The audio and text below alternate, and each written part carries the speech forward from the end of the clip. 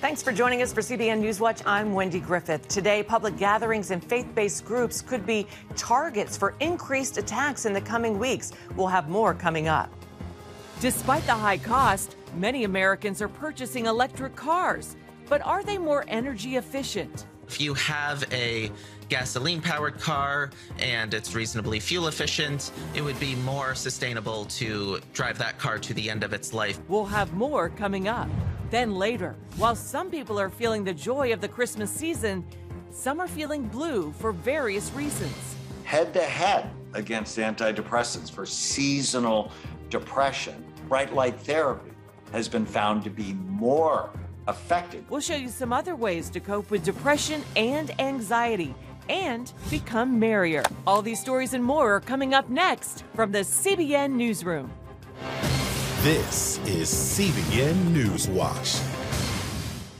We begin this half hour with the Department of Homeland Security warning that public gatherings and faith-based groups could be targets for increased attacks in the coming weeks.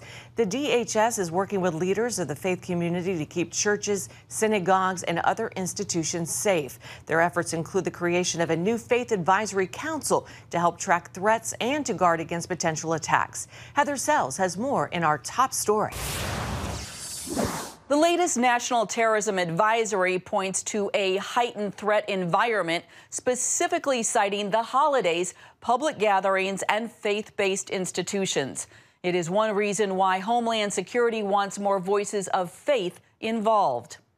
We know that, regrettably, there are people, bad actors, who act against people of faith. Orlando pastor Gabriel Salguero leads the National Latino Evangelical Coalition and is one of 25 leaders named to the new Faith-Based Security Advisory Council. We never had to really think about it, or if we did, it was sporadic or episodic. But now, many of us have trainings for active shooters. In today's environment, Salguero is well aware that houses of worship need real-time intel. We want to be conduits of credible information, and we want to receive that information in a timely manner. It happened just last month when the FBI warned of threats to New Jersey's synagogues, later arresting a suspect who called online for attacks. Earlier this year, shootings led to the deaths of 3 seniors at an Alabama church potluck and 1 man at a church lunch in California. This new council includes leaders from the Salvation Army, Catholic Charities, and other faiths. The goal, improve coordination and information sharing around threats to churches and faith-based groups, and call attention to resources like government grants to improve security plans. For many pastors, providing that security brings a challenge: how best to welcome the community while keeping people safe. That's always a tension. It's not easy to do, but it's regrettably an additional task that now pastors and security personnel and ushers have to take seriously. Homeland Security is also warning that extremist loners or small groups could exploit the holidays as well as the January 6th anniversary to justify or commit acts of violence. Heather Sells, CBN News. Thanks, Heather. Fresh from the front lines, Ukrainian President Volodymyr Zelensky met with President Biden in the Oval Office Wednesday and then addressed a joint session of Congress. During his Washington visit, Zelensky stressed the need for ongoing U.S. support in Ukraine's war against Russia. Gary Lane has more. Ukrainian President Zelensky appeared before a joint session of Congress, thanking the American people for their help in its war against Russia. Russia could stop its aggression, really, if it wanted to, but you can speed up our victory. Zelensky was the first wartime leader to address both houses of Congress since Winston Churchill. He said more help is needed if Ukraine is to defeat Putin's army. Your money is not charity. It's an investment in the global security and democracy that we handle in the most responsible way. And the Ukrainian president is likely to get his wish. Earlier at the White House, President Biden announced a new aid package for Ukraine, worth nearly $2 billion. The assistance includes the deployment of advanced surface-to-air Patriot missiles, America's premier air defense system. Zelensky has requested the Patriots to ward off Russian missile and drone attacks. We need to be working with the Ukrainians to give them the ability to go on the offensive, because you cannot win a war on the defensive. Ukraine aid is also included in the nearly $2 trillion omnibus spending bill, $45 billion to both Ukraine and NATO in fiscal year 2023. Senate Minority Leader Mitch McConnell insists aid to Ukraine is the top priority of most Republicans. Providing assistance for the Ukrainians to defeat the Russians, that's the number one priority for the United States right now. Kevin McCarthy, who is seeking to become Speaker of the House when Republicans take control early next month, warns his members won't be writing Ukraine a blank check. Many of them want accountability for the billions of dollars and weapons already sent to Zelensky's government. In the meantime, ongoing Russian attacks against Ukraine's power grid may mean many Ukrainians are in for a cold, harsh winter without electricity. Although many also lack food and water, Zelensky says his people will endure. And he predicts Russian President Putin may launch a major ground offensive in the spring. But he says with America's help, his countrymen will claim victory. May God protect our brave troops and citizens. May God forever bless the United States of America. Merry Christmas and happy, victorious New Year. Gary Lane, CBN News. Amen. Thanks, Gary. Congress is racing to pass the omnibus spending bill by Friday before parts of the government shut down. The $1.7 trillion bill has more than 4,100 pages. That's 3 times the size of the Bible. North Carolina Representative Dan Bishop tasked his team with combing through the bills. Some of the items they found: the bill provides $575 million for family planning to limit population growth in areas where biodiversity is at risk. It makes available $410 million for border security in several nations, including Jordan and Egypt, but it prohibits U.S. Customs and Border Patrol from using those funds to improve our own border security. The bill also has thousands of earmarks for lawmakers' pet projects in their home states. Well, after numerous elections in less than 3 years, former Israeli Prime Minister Benjamin Netanyahu becomes prime minister for an unprecedented 6th time. And as CBN Middle East correspondent Julie Stahl reports, he's still getting mixed reviews. Just before the midnight deadline, Israeli Prime Minister-designate Benjamin Netanyahu phoned Israeli President Isaac Herzog. I wanted to let you know that thanks to the huge public support we received during the elections, I am able to form a government that will take care of all citizens of Israel, and I intend, of course, to establish it as soon as possible.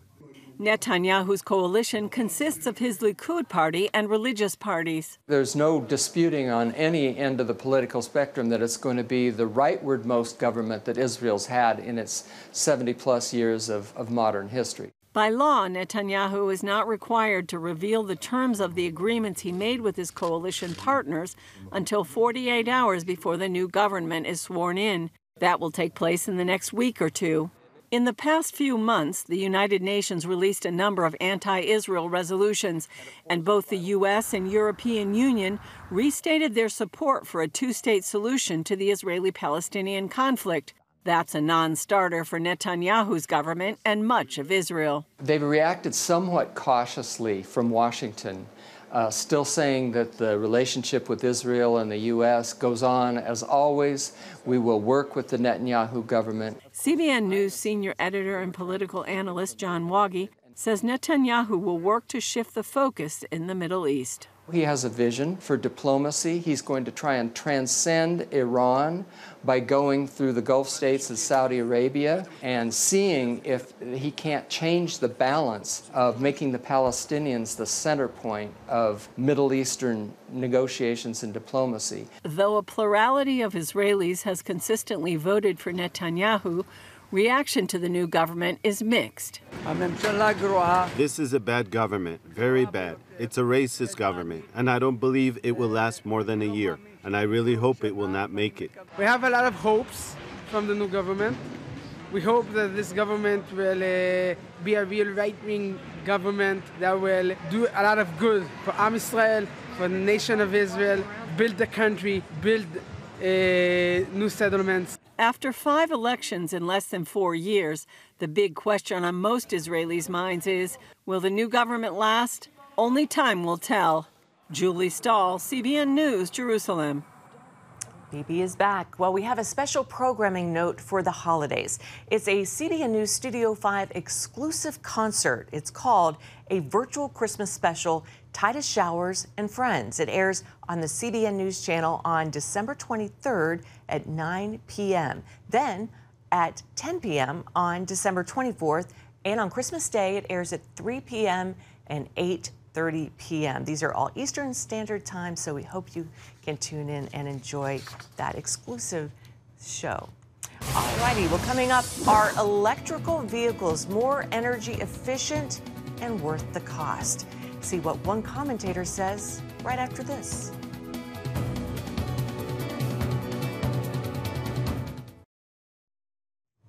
Welcome back to CBN NewsWatch. More and more Americans are joining the ranks of electric vehicle owners. Sales are up more than 60%, despite they're very expensive. But are EVs more energy efficient? On this week's episode of The Global Lane, Gary posed that question and more to Young Voices commentator Ethan Brown. Just how sustainable is EV technology for the nation at this time? So certainly EV technology is improving every year. I think there are some misconceptions. For example, if you have a gasoline-powered car and it's reasonably fuel efficient, it would be more sustainable to drive that car to the end of its life and then buy an electric car, as opposed to just buying an electric car and junking your perfectly good car. And that's because there are impacts to actually manufacture a new electric car.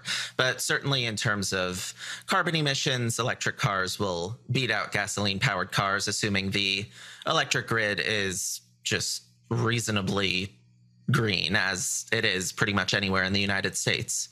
Well, you live in California. Of course, most people know that the state has banned the sale of gas-powered cars by 2035. Already, you have more than 500,000 electric cars on the road in California. You had these rolling blackouts because of the big heat wave there this past summer. And you wrote a column suggesting the Golden State's problems are about to multiply because as it moves forward, of course, pushing EVs and clean energy. But explain what you expect to happen. Well, I hope they don't actually multiply. I live here and would not like to see blackouts, but I think that this is a big undertaking, right? To fully transition to clean transportation by 2035 certainly is exciting, but my concern was largely that the effort seems very focused on electric cars and not so much focused on other alternatives, things like walking, biking, public transit. I used to live in Orange County, which is a suburb of Los Angeles. Part of why I moved here is actually because there's just so much traffic driving back and forth. My friends had no desire to come see me. So I think that if we're improving some of these car-free alternatives, that can have a much bigger impact than just reducing electric cars. We can also reduce traffic. We can also reduce some of the impacts that are needed to produce electric cars. And we can help people save money because, like you mentioned in the intro, electric cars, though they're getting much cheaper, are still a bit expensive today. Well, and of course, there's some good news. The U.S. Department of Energy just announced a major advance in fusion energy. We could see the first fusion-powered clean energy plants in the United States within about 10 to 15 years. So what difference might that make? Instead of EVs, could we eventually see fusion-powered cars?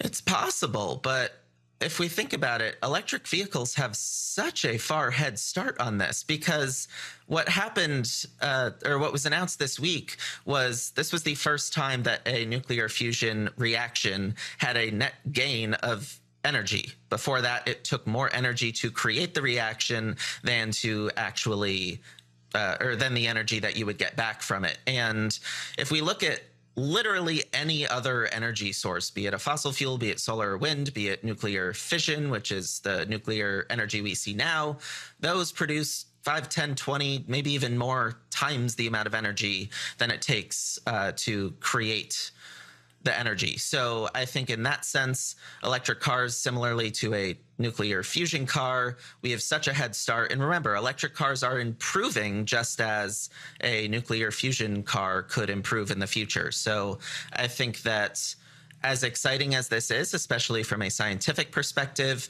it's not some holy grail answer to all our clean power needs. I think we've already made some good progress. Yeah, I guess with the electric cars, it's all about the batteries, but those are improving and we'll get there. I guess most people would say, look, you have to start somewhere.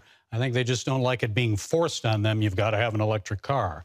Tell us about your podcast. Tell us more about the Sweaty Penguin. So the Sweaty Penguin is a comedy climate podcast presented by PBS's National Climate Initiative, Peril and Promise, and we're trying to make climate change less overwhelming, less politicized, and more fun. So we do two types of episodes. One is called Tip of the Iceberg, where I'll do a kind of late night comedy style monologue breaking down whatever the latest climate news story was, and then I'll answer a question from an audience member, and if any of you have questions, feel free to submit them to us.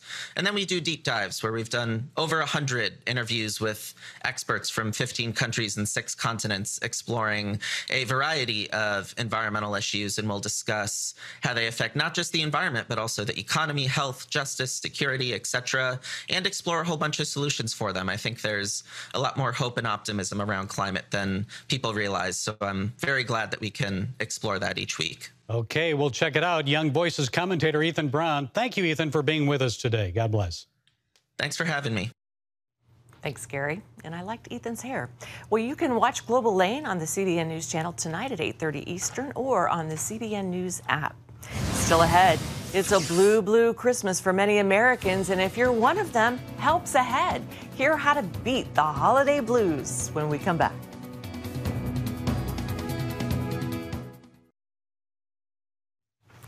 Well, many people consider Christmas the most wonderful time of the year. Others get the holiday blues.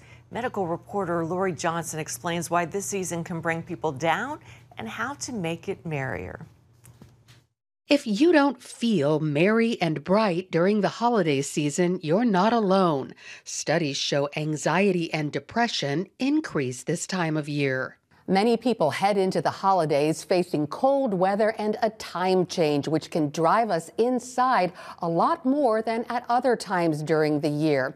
For some, this decreased exposure to sunlight can lead to a certain type of depression called seasonal affective disorder, or SAD.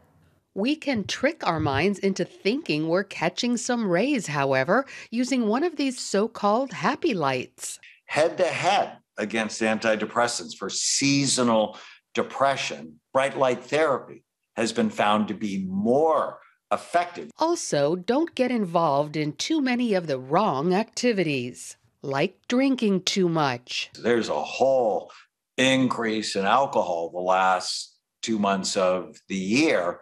And alcohol is a depressant, helps you feel good now, but clearly not tomorrow. And overindulging on holiday sweets. Sugar is pro-inflammatory. It means it increases inflammation in your body, and inflammation is clearly associated with depression. On the other hand, a healthy diet can lift the mood. You should try to get 5 servings of colorful fruits and vegetables, and then healthy fat, olive oil, avocados, nuts and seeds, wild fish, all decrease the risk of depression. Getting plenty of sleep goes a long way towards good mental health, as does exercise, proven by comparing sedentary people taking antidepressants with those who briskly walked for 45 minutes 4 times a week. What they found was at the end of 12 weeks, they were equally less depressed. At the end of 10 months, the exercise group was way better than the antidepressant group. Since grief and loneliness can intensify during the holidays, try to get a lift by doing things like volunteering or getting involved at church.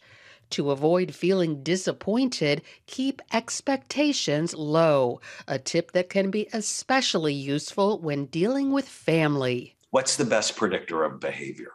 It's past behavior. And if you feel disrespected, it's okay to cut that visit short. We teach people how to treat us by what we tolerate. And finally, if your angst comes from your own negative thoughts, challenge them. Whenever you feel sad, mad, nervous, or out of control, write down what you're thinking and just go, is that really true? So while a number of things can trigger the holiday blues, certain strategies can help keep them at bay.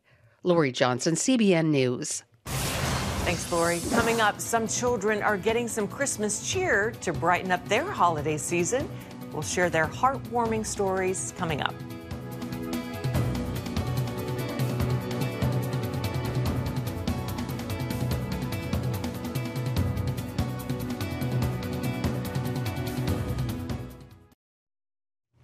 State police in Albany, New York are taking their turn as Santa's helpers. They're delivering toys to kids at Albany Medical Center. It's the 9th year for the event and brings some joy to the kids that can't make it home for the holidays. Children at the hospital got a chance to meet the state police canine and pick a toy. Child life specialists at the medical center say it's about making kids and their families feel at home. Christmas is definitely just a kid's holiday, so to bring this to them is amazing. They walk into that room and they light up and they get so excited about it. Our role is to help kids cope with being in the hospital, and part of that is normalizing the hospital environment as much as we can. You know, it's not obviously their home, but just kind of providing toys, activities, presents, just things that kind of make them feel at ease. The troopers also provided lunch for the staff, doctors, and nurses at the hospital. Oh, I love that. Well, that is going to do it for this edition of CBN News Watch. Remember, you can find more of our news programs on the CBN News Channel anytime or online with cbnnews.com. Also, tell us what you think about the stories you've seen today. Email us at newswatch@cbn.com or reach out on social media. We hope you'll join us next time. From all of us here at CBN, have a great day and God bless you.